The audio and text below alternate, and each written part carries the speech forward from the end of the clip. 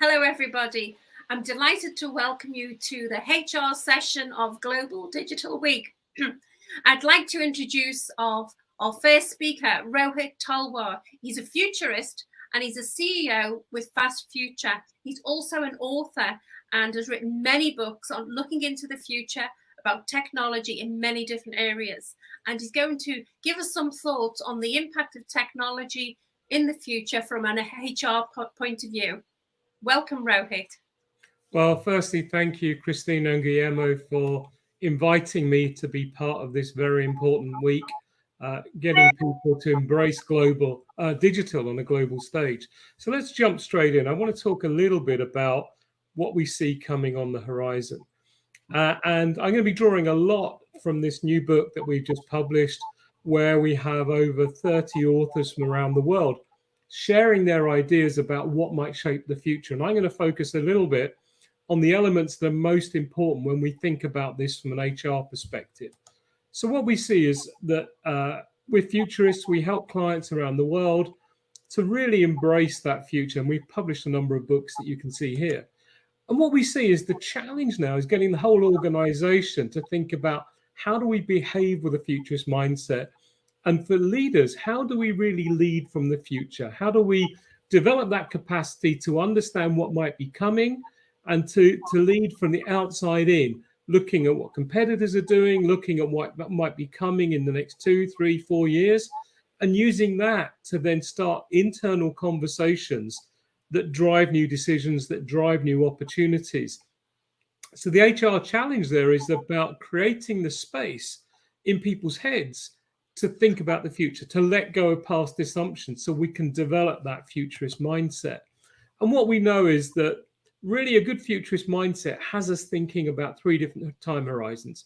So what do we need to do this year to make sure we're in good order? What might be coming in the next couple of years that requires us to change fundamentally in our business? And then what might be coming in the longer term that could reinvent our sector and give us whole new ideas about what our business is about our business models, about who we work with. And the more understanding we have of that longer term future, the more able we are in the nearer term to start developing our agility, our mindset, our capacity to experiment, and really creating that HR culture that is about leading and developing for the future.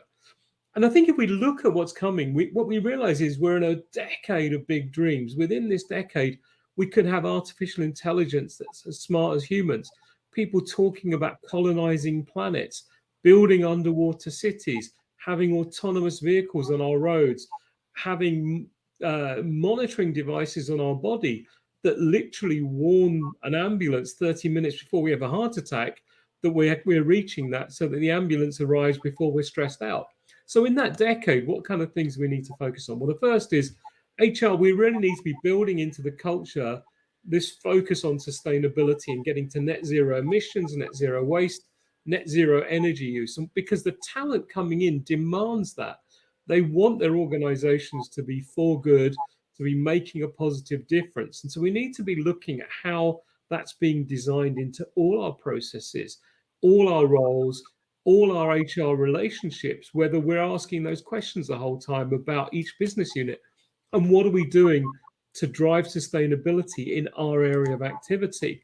We also know that we're in a world where trust is being challenged. We need to find ways of developing trust, building trust. That means the environment for our organization, both internally, is superbly trusted, but also our brand in the marketplace is trusted. And if we're in financial services, people trust us with their money. If we're in construction, people trust us to create a safe and pleasant building. And if we're in the food sector, they're trusting us to give them healthy products with no side effects. We also know that we're into an era where digital now dominates everything. The 6 biggest companies in the world outside Saudi Aramco together are worth about $10 trillion. That means they're around 10% of the entire global stock market. And if you add together all these other brands, you still don't get to 10 trillion. And it shows you how important digital is becoming and how our digital literacy now becomes our survival strategy. That if we're not literate, if we're not developing deep digital dexterity, And we're not getting to the point where we have real digital expertise in every employee, then we know we're holding ourselves back. And so that challenge is about getting people to understand both how the world is changing and the role of digital within that, so that they can see why change is needed, so that they can acquire new skills, whether to use inside the organization or in roles they might take if they leave. We also know that the crypto economy is going to become an increasing part of this, whether it's because we're accepting cryptocurrencies, as many businesses are, or our suppliers are asking to be paid in crypto, or more importantly, our employees are now asking to be paid in crypto. They're wanting that as their mechanism of reward because of the potential capital appreciation, and that they much rather do business in that way. And we're seeing with the rise of metaverses, an entire economy happening in the virtual world where crypto is the main currency. So we need to get our heads around this, understand what it is, understand the risks, understand how we can use it, and understand how to enhance the citizen experience, whether they're a customer or an employee using crypto. The final piece we need to think about is then, as HR, what role can we play in making sure the organization is future proofed? And the first is to really see our role not just as administering HR processes and making sure we have the right contracts, making sure people are getting the right allocation of training, they're reporting all the right things, managers are doing appraisals. That's all great stuff. But really, our prime role into the future should be ensuring that the organization is creating exceptional experiences for our talent. So people not only want to come to work for us, but they boast about us. They feel like they're being enriched on a constant basis. They feel like their managers and their leaders are trying to create the best possible environment for them to deliver on. They want to take new opportunities because they'll feel like they'll be rewarded, they'll be encouraged, and if things don't go well, they'll be asked to share the learning, they won't be punished. And we talk a lot about these things, but really our challenge now is, in a world where technology will play a bigger role, what role do we have for humans?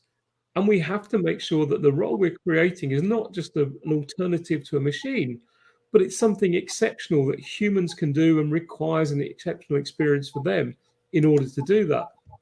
I think one of the most important things we can really focus on as well is, how are we helping employees build their own personal brand? So letting people know who they are, what they can do, what kind of talent they have. So networking internally, really showing off themselves to their best, their accumulated experience, their interests outside, but also to build their brand in the outside world, because we know people don't stay forever. So what help are we giving them to make sure they're going to the right networks, or looking at networks, they're doing the right learning, they're profiling themselves through blogs and things, and that we're really enhancing their future career by encouraging this.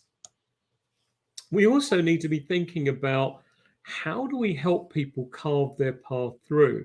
Because what we find in organizations today, everyone thinks they're right, but quite often everyone has a different opinion. And it's very hard for individuals to know which is the right way to go. If we're in a matrix structure, we might have 3 or 4 different people telling us what we should be doing.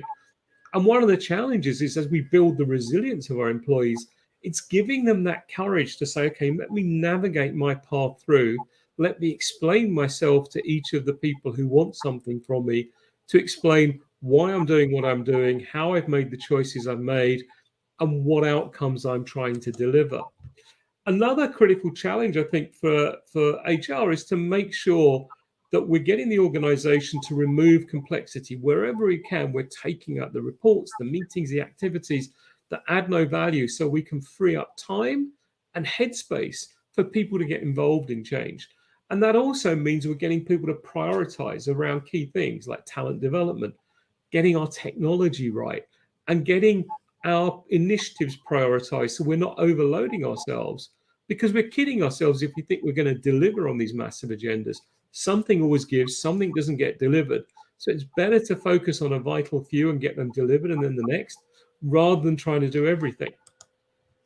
And the final couple of thoughts is, a key role for the organization now is building that capacity to look at the future. And HR, I think, has a very important role to play here, in terms of not necessarily the foresight processes, but making sure we're getting the right talent in there, and the right remit, and the right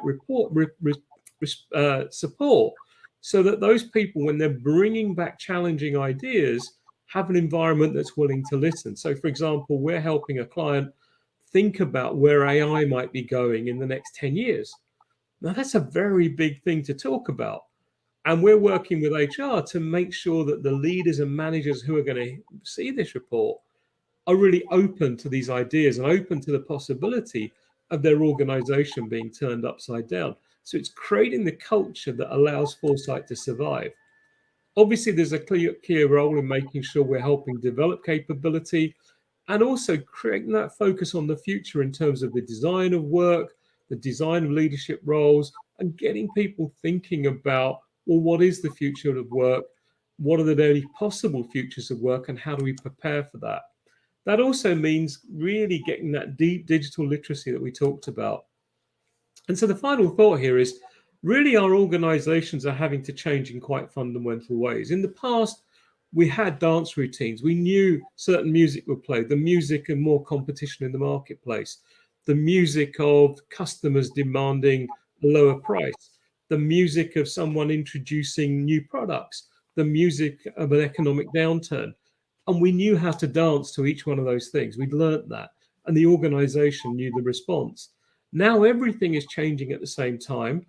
We're into accelerated development in many areas. We don't know how to deal with them in the same ways we didn't know really how to deal with the pandemic. We don't know how to deal with blockchain technology, with crypto, with artificial intelligence, with workers wanting half the year off every year to do their own thing. We don't know how to deal with all that yet. So we have to learn those dance routines. We can't learn those dance routines by just writing reports and project plans. We have to get onto the dance floor. We have to try things. We have to kick our dance partners. We have to tread on people's feet. We have to make mistakes, look ugly for a while before we look cute and before people want to dance with us. So I think that's, for me, is the key here, is learning how to dance to the new music. And so just to conclude here, I started at the beginning by talking about our book. We're very happy to make an offer of a 50% discount on this new book, but also anything in our bookstore. Just use that code GDW50 on our bookstore site and at fastfuture.com/shop. And there you can also get a free copy of our newsletter, which is normally $149 for a subscription. So hopefully there's some added value there for you to keep learning from as you step further into the future. Thank you very much. Thank you, Rohit. That was absolutely brilliant. Thank you also for the offer for Global Digital Week. Global Digital Week 50, GDW50. That's brilliant, because I was fascinated. I actually loved the beginning when you said about we have to be conscious for the near future, 1 year, 3 years, the future. You gave us a framework of what we should be looking at and thinking about. But there's a lot of content in there, a lot of advice. So I think if people get the book, then they can slowly go through it and absorb it and take it in. And you're always available to talk about it. And I know also that you put webinars and conferences on. We've worked together many times. So I know that this is where you are. You are a futurist. You're always looking into the future. So I really appreciate you kicking off this agenda with such a fantastic presentation. Thank you, Rohit. My pleasure. Thank you for having me.